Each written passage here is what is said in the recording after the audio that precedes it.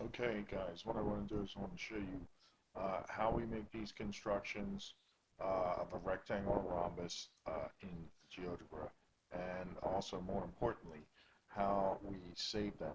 Okay, first off, you got to make sure that you're logging in and that your name, as you can see, my name is up here, is listed here so that you're logged in to GeoGebra with your Google account. So then I go into GeoGebra, okay, and initially, this is my startup window. Sometimes it takes a few seconds to boot up, but here it is now. Okay, I can X out of this. I don't need that.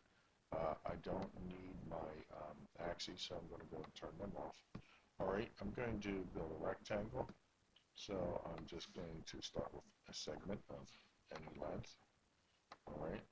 Of course, a rectangle is a parallelogram, which is equiangular, and we know all the angles are 90. So I'm going to take advantage of that and use my perpendicular tool here, which says select a point in a perpendicular line, select the point A, select the line AB, okay? And then I'm going to put a point on that perpendicular line, right there. That point is free to move. I want to illustrate that that is a 90 degrees, so I'm going to measure my angle, okay? And I remember I want to measure this in a clockwise fashion, selecting point B, A, and C. And you can see it puts the box and tells me it's a 90-degree angle right there. All right, now I want to move on and create um, the other sides, which are parallel to these existing sides.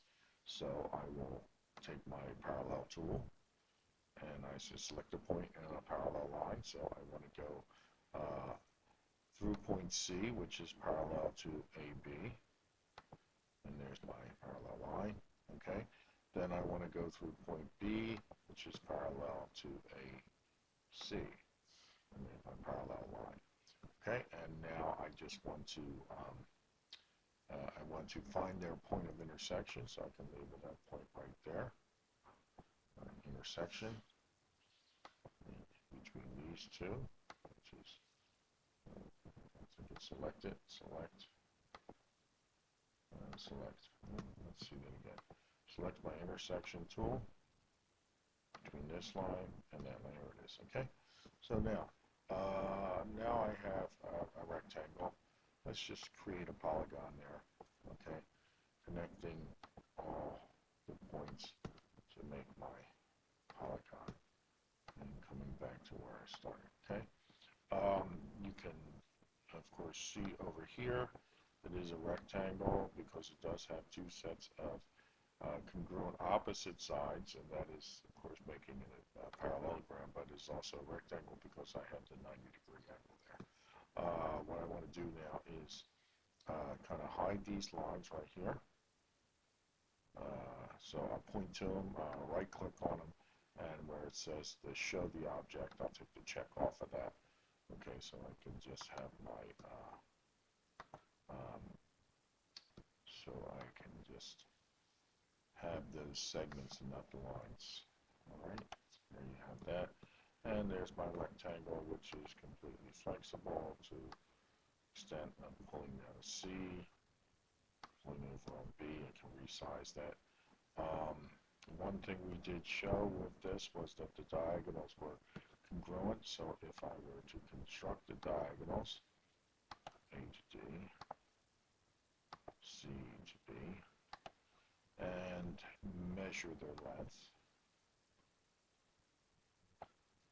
I would find that those lengths are in fact equal, okay, and will always be equal regardless of how this thing is shaped, how this shape is altered, as you can see. Okay. Now we will show you how you save this. Okay. The triple bar is up here. I click on the share option. I give this thing a title. I'm simply calling it rectangle 2 since I'm already constructed. I click on save, but I'm not done. Okay, you got to give this thing a few seconds, as you'll see, at which point this menu will come up. Okay, with this menu, as it pops up, I then want to click on my Google Classroom icon, and with that, I then want to go in and I want to choose the appropriate class, okay, that I'm going to send this to. Okay, so you will have, of course, whether you're in the 5th, 7th, or 2nd period geometry, pick the appropriate geometry class and make sure that it is, okay, put into the appropriate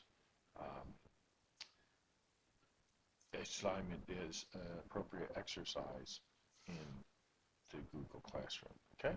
And that is how we construct and save our rectangle in